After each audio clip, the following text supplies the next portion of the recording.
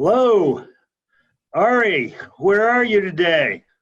I'm at my house in Sonoma. Very good. Yeah.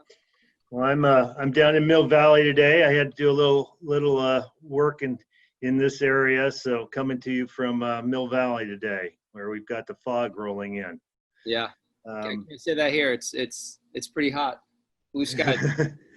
it's great to see you, and thank you for doing this. This is one of our series of talking to the great chefs of Sonoma, part of the Three Sticks Tribute series, and I'm delighted to be able to talk to my good friend Ari Weiswasser of the Glen Ellen Star. So Ari, let's get into it. Most of the people know who you are, but maybe not the history.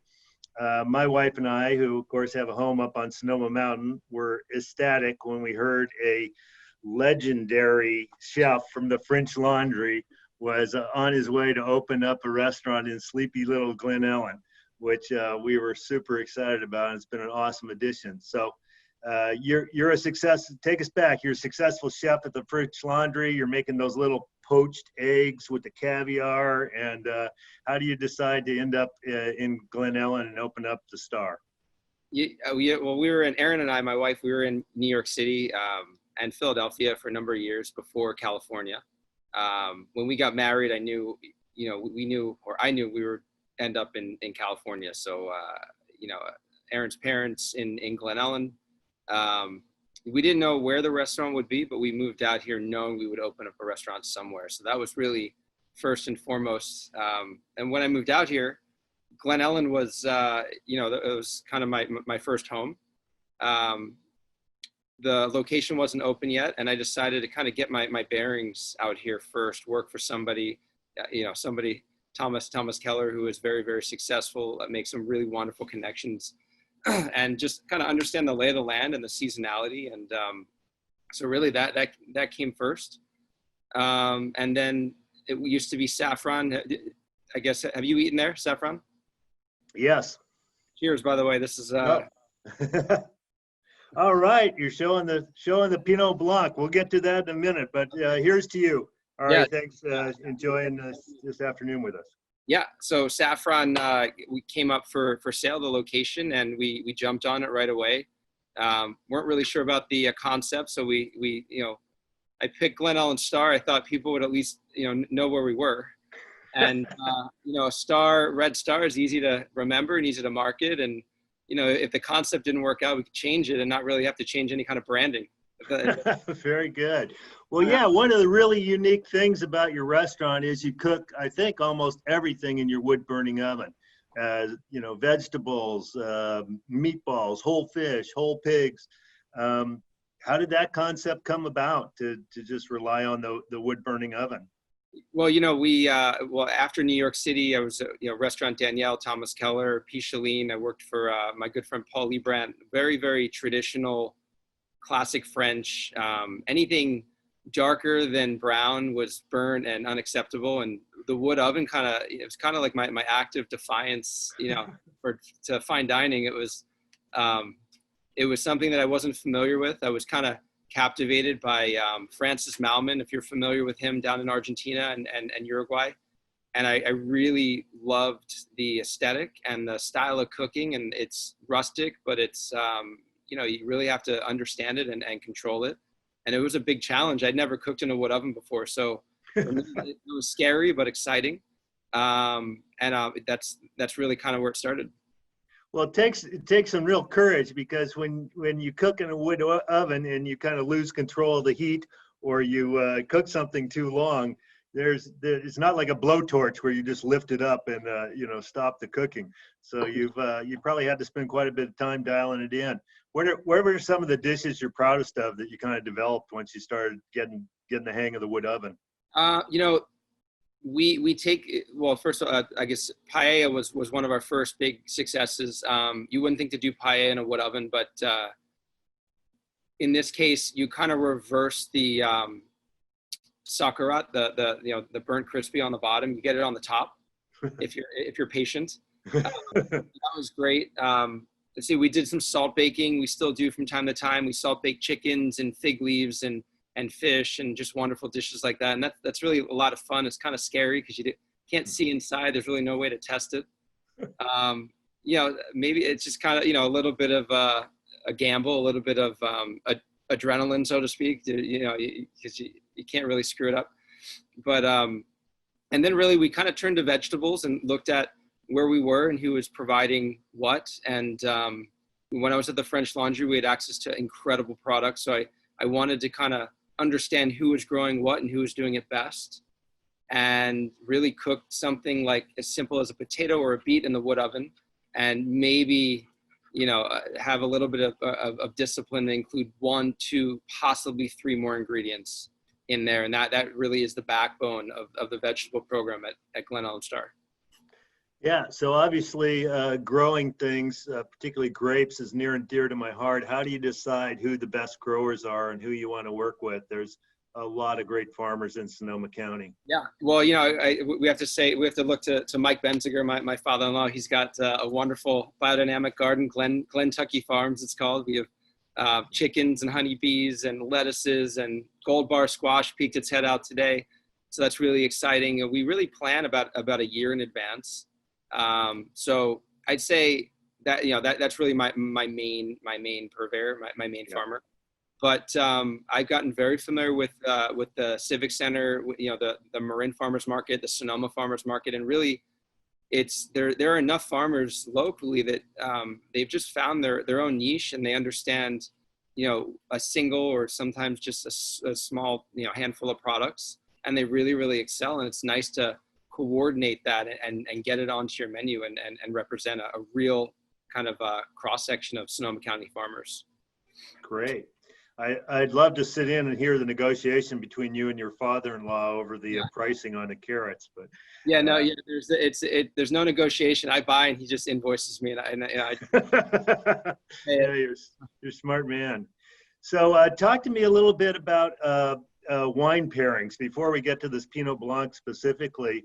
Obviously, a lot of your food has a lot of fire influence, a lot of the smoke and wood flavor to it very naturally out of the cooking process. So how do you think about that in pairing with wine? Yeah, I mean, smoke, char, all the bold kind of cooking techniques call for usually big wines. We've had a lot of success. I mean, other than just Sonoma County and local Napa County varietals, Malbec, Zinfandel, Syrah, things like that. If you're going to go something with meat or something like a Romesco or something that has a lot of spice. I mean, I think it really is kind of food first and wine.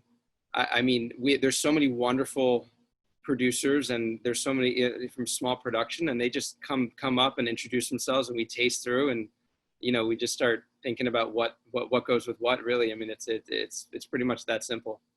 Great. Well, let's turn to a little Pinot Blanc. We're both drinking here, and three sticks. What are you getting out of this wine, and what would it make you think of pairing it with? It brings up a good point. I mean, so tomorrow, every night we do a different menu at Glen Ellen Star for takeout right now. This actually pairs very, very nicely with tomorrow's menu. If I could indulge you, and this is totally coincidental. Honestly, I was looking at this before we got on.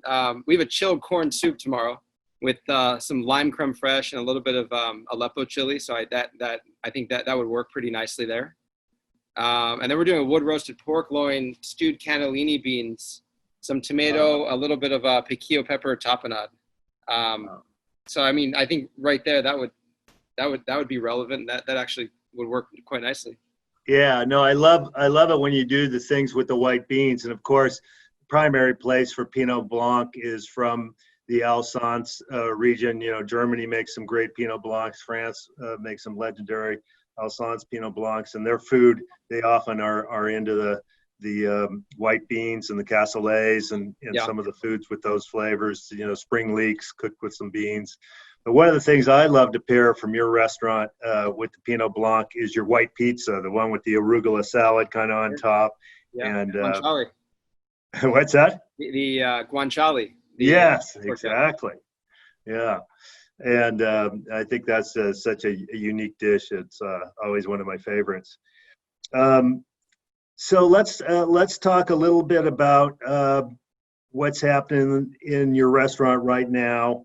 Obviously, you've been going through a very difficult time, and I know you are a super strong force in the community together with your wife and her family. And tell me a little bit about when the restaurant had to shut down. What were your thoughts, and how have you dealt with this period? And then maybe we'll go on to talk about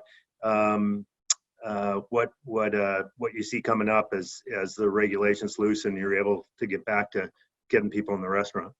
Yeah, well, we're no stranger to closing and reopening. From the fires to the power shutoffs.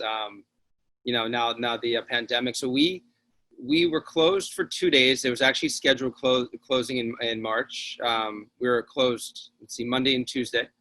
We jumped right on it, got open Wednesday with a to-go menu, and we've been open ever since. Really, we just changed the menu every night.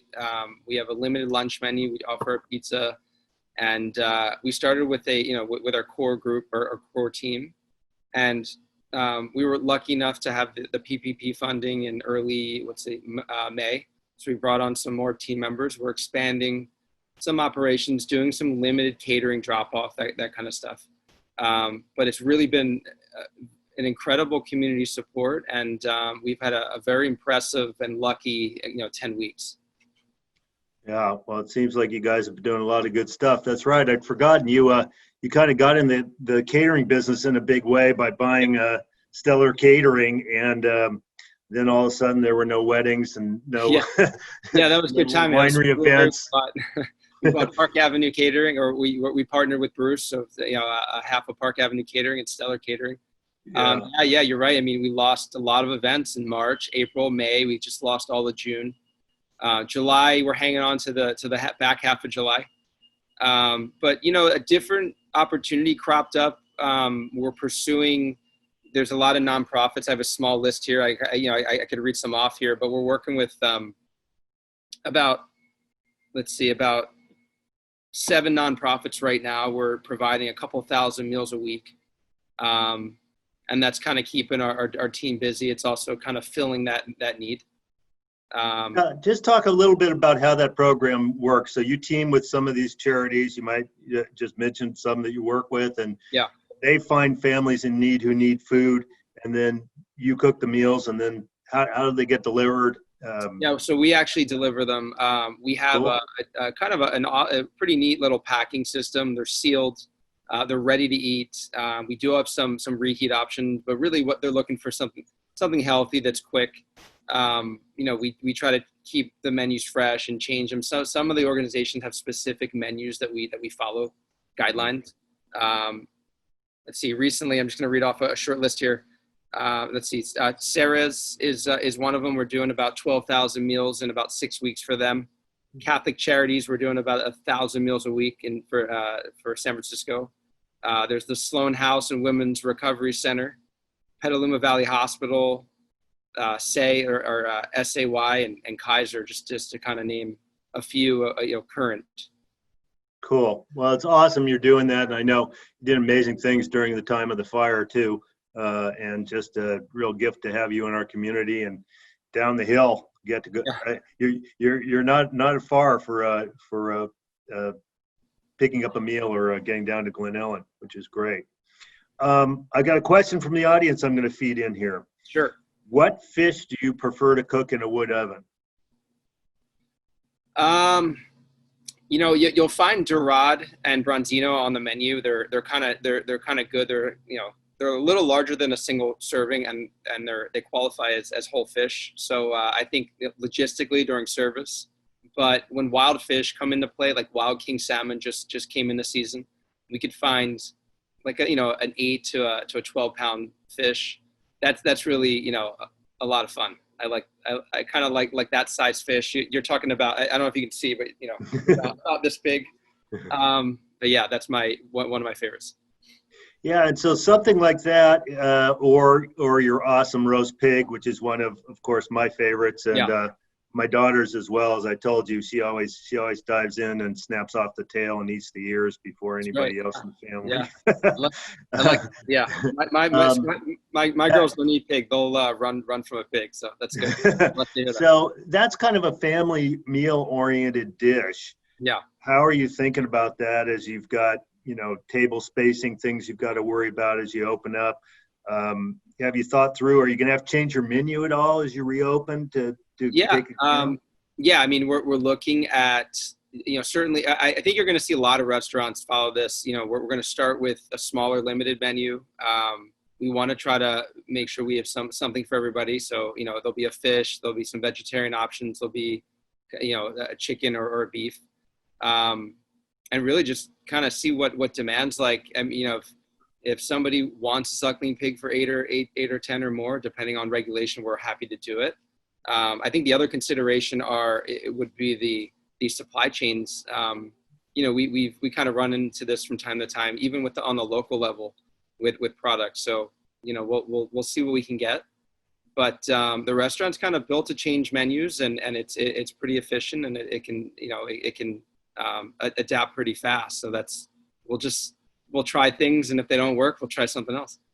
Well, having watched how you've evolved all your businesses, I'm not too worried about you being creative enough to come up with some really great stuff. I'm going to go to another question from the audience, which is, can you give us a couple of tips to elevate our meals at home? Ooh, well, of course, I'd start with Pinot Blanc, which is, automatic. But after you have a great glass of Three Sticks wine, what else could they do that might be a tip that you've learned? It's a good question, and it's I think especially right now there are a lot of local farmers and purveyors that are really, really hurting right now. So I think that question would start with sourcing and product, and if you can get to a farmer's market, or you do know somebody local who provides really, really, just high quality stuff. I mean, that's where it all starts. Then you can really focus on 2, 3, maybe 4 ingredients on your plate at home. If you have a really nice local organic chicken, and you buy some potatoes at the farmer's market, and maybe you can use one of my all-time favorite spices is za'atar, which is that kind of makes everything great. So I mean that's like a great meal, right there, and that would be my. Yeah, when my wife and I are trying to pretend we're Ari, we throw some za'atar on fresh carrots out of the garden and just roast them. And, yeah. Hey, that was our first course last night. Yeah, we did something like that. Yeah, it's great. Okay, I've got another question here. I think someone's engaging in a little fantasy while they're stuck at home. Yeah. I want to know, what are your favorite places to travel and eat? Well, the last couple of years, we've been pretty fortunate. We've gotten to some really cool places. We were in Costa Rica a couple of years, maybe it was 2 or 3 years ago now, and that was just like a total blast. Anybody who doesn't have fun in Costa Rica, I think they have a serious problem. Now, of course, I'm a surfer, so I have the added benefit of. Well, we were in the center. I think we were in Papagayo, and then I think it was called La Fortuna. So we were in kind of like the rainforest, or like the rainy volcano, or the mountainous region, and then we were out on the coast. So really interesting, different styles down there. Actually, when we were on March, I think it was March 11th, when the travel ban was happening, we just landed in Paris. It was a gamble, I know. But we were there. We had a great meal in Paris, a great meal in London, and then came right back. So that was fun. Good for you. Where'd you eat in London? We ate at the Claridge. We ate at Daniel Hum's new restaurant, Davis and Brook. Oh yeah. Yeah, that was. I mean, it was my twins. They were turning 7. It was their birthday. We were supposed to have dinner in the Eiffel Tower, but it didn't work out. So I tried the next best thing. Yeah, well, that's not too bad. I spent a Christmas at Claridge's a year ago. Yeah, and man, their food is just killer, and what great tradition. Really it was awesome. It was kind of like one of my London. I flew in and out. I never really walked around, so we had 4 hours there. It was good. We could have run into each other because I was supposed to be hosting about 8 people at the Wales-Scotland rugby match. Oh, is that right? The same time, and it got canceled like 8 hours beforehand. Fortunately, we didn't spend our time with 80,000 crazy Welsh people, and it came home. So we might have even been on the same flight. Talking about your kids, one of the questions here is, how do Ari and Aaron manage to operate a world-class restaurant while raising a young family? We have incredible support. One of our, Sophia is one of our, I kind of call her my oldest daughter. She helps out. She really kind of runs the show here. We've been very fortunate. From homeschooling to any kind of support. So that's there. But we also have Mike and Mary, Aaron's parents, are great. They're not too far away. So when we get in a pinch, we have some support. But not without support. Not at all. I bet. And Mike and the Benzingers are just running a winery, and we all know that doesn't take any time. That's a layup. Okay, here's a tricky one. If you were to eat in any other restaurant in Sonoma, where would it be? Now, I have to say, we've had Kyle Connaughton on from Single Thread, and we've got Sandra Bernstein coming up from the Girl in the Fig. Sure. That's a question. I'll talk for a second here to give you some time to think about it. I would have to say one of the places you will often find me when I'm not at the 2 aforementioned places or at El Dorado Kitchen, which is across the street from our tasting room, is Juanita's. I'm a sucker for a carnitas tostada. So that would be my answer. You know what? So I'll all the restaurants, we kind of miss going to all the restaurants. I'd say, right now, I don't know, I kind of feel, I kind of like the accessibility of Molino Central. Oh yeah. For some reason, I drive by it all the time and they're open for takeout, but I haven't made that right in there. But I think Layla also just opened up at MacArthur Place. Right. And, I love that the hotel and what they've done with it and what their vision is there.